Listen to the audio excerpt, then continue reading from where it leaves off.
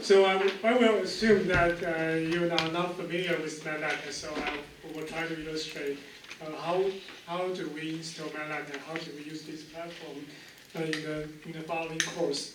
So today the workshop is very simple. I just want to show you how to install the MATLAB and how to set up the MATLAB environment and how to just provide you the two chances array images and how to show you how to read images into the MATLAB.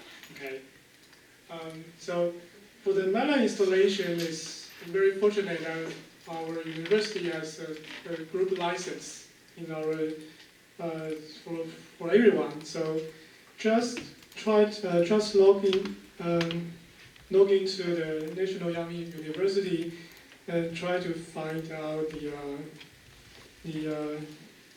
行政单位and 资讯通讯中心 ，OK， 然后then you will see the 授权软体这个地方就授权软体，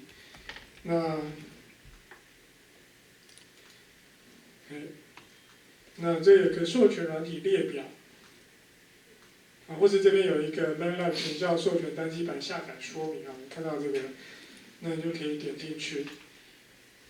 那这里面呢有一个详细的安装说明 ，so you can follow the very simple instructions provided by the university to install the MATLAB, and just try to show you some important steps here.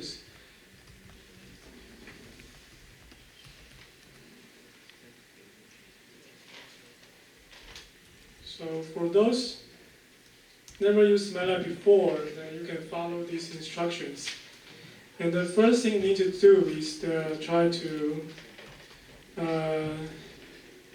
register an account using your Yang email. Okay. Then let me see. Yeah. So the first thing you need to do is to try to establish an account on the MathWork, the company website. And after you validate your email, then you can download the MATLAB software and do the installations. But I think for every semester you need to activate your MATLAB license. So this is not the tricky part, but you need to do every like a few months. And so this is the try to establish an account here. Then you need to specify the teaching or research schools here, student use. Then try to verify your email address. Then you will able to log into the MathWork website to retrieve the license here. So I think the latest version here is 2019B, right? I think the 2028 is not released yet, but I will advise you to download at least 2019 versions because many functions we use will request after 2019, so not 2017. Try to download the latest version anyways. Then for those students with the Mac OS computer, then just try to download Mac version. And also, for many others, just try to download the Windows version. Okay, then do the installations here. Okay, I think in general, then you will take like 30 minutes to finish the installations. It's not very long, but still a little bit tedious. Yeah. Okay, so the license, just follow this instruction. So try to log on to the 自动中心 to look for this document. Okay, so suppose you already installed the MATLAB, and then we will have this kind of the interface when you fire up the MATLAB on your computer. And basically, we will divide into the three parts. The left part, you can see there are many files. It shows you which directory you are working on your computers. So everyone will be a little bit different. And in my case, I'm now in my teaching course directories. So in this part, I have my lecture materials and also the teaching files here. But remember that this is very important because when you want to access your data, you want to change to the right directories, okay?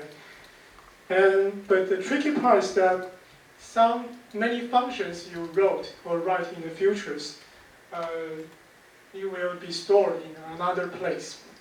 So in the home, in the home page here, you will find many buttons. And there's an important one here is the set path. And this is important because this path information recorded the location of your functions and your toolbox and even your data. So you can customize this part by just add folders. For example, if you want to, usually I will store my the program functions in a special directory. So these are all code I wrote before, and some of also toolbars from the other the parties. So for example, if you have wrote some artificial intelligence algorithms, then you can put into one directory and just add this directory into the path. Select the folders. Okay. Then the MATLAB will know where to find your functions. Then you can you don't have to put your functions in your data folders. Then you can access those functions without problems. So that is also an important part of the MATLAB. And in the central screen should show you the command areas. So for example, you can just type the 1 plus 1 here. And it will just show you the answer equals 2. Okay. Then of course you can type into a very complex command or like even a programming language. So you can do many complex operations in this kind of environment. But you will notice that when I type 1 plus 1 here, then the right side immediately there will show up the new things here. It's called ANS, which is the abbreviation for answers. So every operations in the middle window will result in a change in the variable here. So the answers will always the latest actions of your command. If I want to assign this 1 plus 1 into a new variable, I probably just type A equals to 1 plus 1 here. Then it also returns the answer, but also returns a variable named A here. Okay? So remember in the right side you can see every variables in your workspace. And this is very important because you can only access to the variables in this workspace. If you want to load an imaging, then you need a function to load imaging into this workspace. Then you can do the following analysis.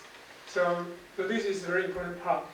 And also is the beautiful function here is you can just double click on the variable. Then it will show you the value inside this variable. So for example, I can now create a variable called B equals to random matrix like 10 by 10 matrix. So it will return the 10 by 10 random numbers in this workspace. If you just double click on B, then just show you the 10 by 10 the matrix with the random numbers.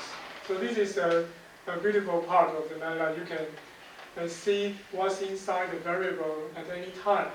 Then you can check if the data format is right, or you can check if the results are right. So this is a very important part I want you to know. But also, you might soon to find out that you need to type many commands into the MATLAB. So in this part, I would suggest you, when you install the MATLAB, you can just click the layout, the buttons, then try to select the 3 columns here, and also there's a command history, and just select the duck. So you can you can access the command very easily in this part. So you don't need to type each letter again and again. You can just copy and paste the command you have typed before into the MATLAB. So for example, I can just execute the last command I just do. Okay, and also for this one, you just double click on this command. You can just copy this command into the MATLAB the working window here. Okay, so this is the basic environment of the MATLAB. And also you can see that there are many apps here. So the MATLAB already developed some very useful apps from like a curve fittings optimizations, image question, signal analyzer, or machine learning and deep learning application. So we will use some of these features in our class, but importantly, I would write some template codes for you and to do a very simple job, and also for like a very fancy model like the convolutional neural network, because this app is designed for the general purpose. But for some case, we need to design our special code to do some special tasks. So this is this is very important, convenient app developed by the MATLAB. Okay. And also there's a plot area. So this is this is not a very useful part because we will use some commands to do this part. Okay. So this is the whole environment. And the other important part I want to show you is that as in the near future, we will write some functions. So for example, if you want to calculate 1 plus 1 by just using functions, then we can actually create the function to do this kind of job. For example, we can try to edit a new function called summation of values. Okay.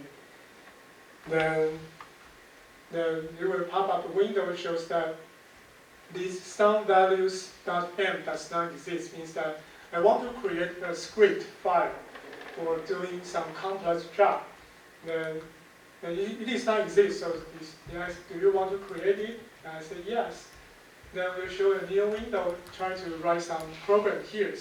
So this is the important part. We will use the MATLAB programming to do the coding here. So for example, I can try to write functions. Okay, I'm sorry. Like function, I need to use the same name. So it's a sum underscore values. Okay, then with the parentheses to define the input. So in this input, I will try to make just like A, okay? I just try to input A, and then maybe our output is B, okay? Then, okay, if we want to sum A1 and A2, then we'll put into two variables, which is called A1 and A2, and also two input variables. And our task is try to sum up these two variables. So I will write just B equals to A1 plus A2. Then add the semicolon here. Because for the semicolon, it means that I just don't want to show the results. For example, if you type 1 plus 1 here, then we'll pop out the answer. But if you type 1 plus 1 and add a semicolon, you will just suppress the showing of the results. So this is more convenient because when you do a very complex task, you don't want just every result show on your screen. Okay, so this is the very simple script that I just write. And you can see there's an editor button here that I already saved. So what can we do with this kind of script? For this kind of script, we define the functions. Its name is the sum underscore values. Okay, it means that I want a summation of two values. And I will output this result into a B variable. So anyway, but you don't worry. You don't have to worry about what is the B. You can just type into like a sum underscore values here. Then, for example, 1 and 1. Then it will return the same answer, 1 plus 1. If you are typing into 1 and 3, then it will return the 1 plus 3. So you can imagine that when you want to do a very complex task, you can write a complex code in here, and you will save your time because you don't have to write the codes every time in your script. You just need to call the sum values, and you will do the job for you. Okay, so I hope this is not too complex, and just so if you have any question, just try to stop me and to see what happened here. Okay. So I hope everyone understands this part. But in the beginning, we were not using this kind of script, but we will just use a very simple functions to do something. So in this workshop, then I will try to illustrate one way to read imaging files into MATLAB. And for many medical images, we use the format called the DICOM format, which is a standard file format for the medical imaging data. And there are already some free resources to help you to see DICOM images on the internet. For example, I just show you a link here. Let me go to this link. Okay.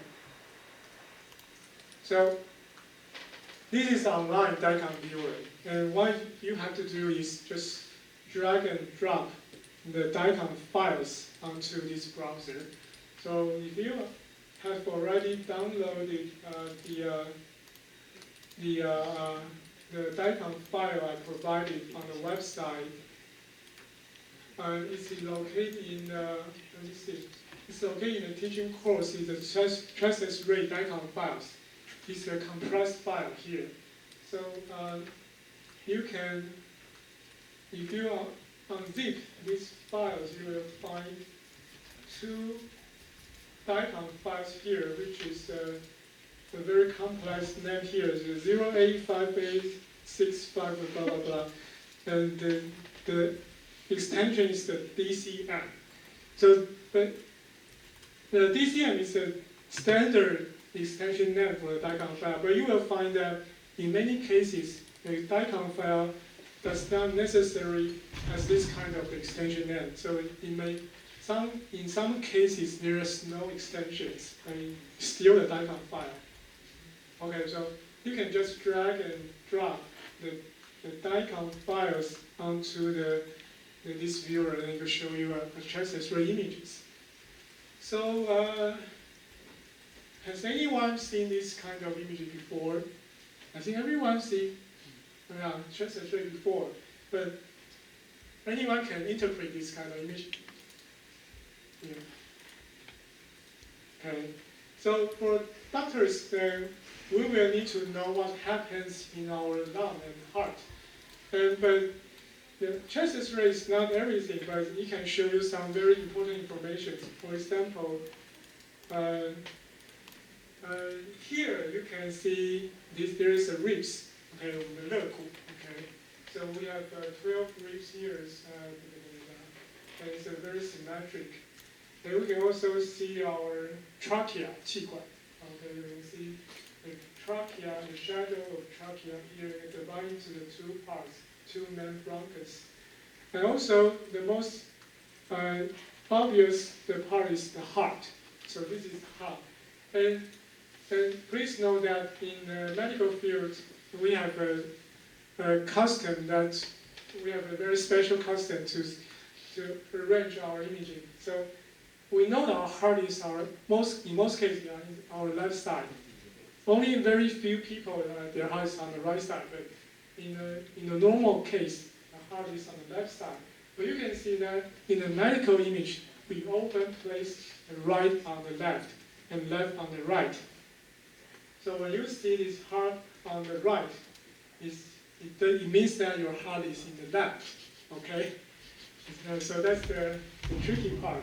But you can see the boundary of the heart here. So for the cardiologist, they will diagnose the chronic hypertension, or if the heart is chronic heart failure, if the heart is very large. So if the heart is very large, it's then more than half of this chest rate width, then the heart may be too large, and maybe indicate the heart failure. And also, you can see there's a shadow here. Is our aorta, which is 就是主动脉. It extends from the heart and to the lung and abdomen to go down the body. So you will see the shadow of the aorta here, and also the other things. And also, this is a diaphragm, 就是横膈膜. Okay, so sometimes we will see the angles between the diaphragm and which calls the costal phrenic angles here, CP angle. If the lung usually should be just air space, right?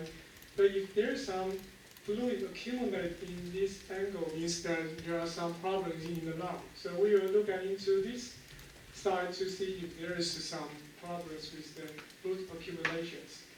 And also, for some cases, you might see the stomach here. So if you just finish your lunch, you will see a full stomach here. Okay. So there are many things that you can diagnose with this chest X-ray. For example, so how do you think this is normal, or with someone with the problem? Is this normal?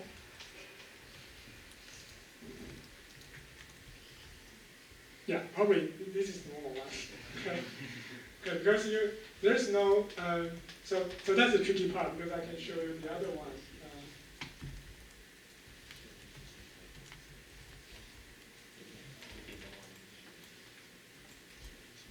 Okay, so this is a comparison side by side. So can anyone tell me which one is normal, which one is not? Left side is normal, right? The right one, what is the problem? Yeah, the right lower side becomes white, right? So that means this side should be air, but why it becomes white? Because there are some infections happens in this side, so there will be accumulation of fluid, inflammation, materials. So you will see the white shadows on the right lung. So this is one way we can diagnose pneumonia. But as I said, that if the infection is behind the heart, or no, in front of the heart, in the lung region, then it will be very difficult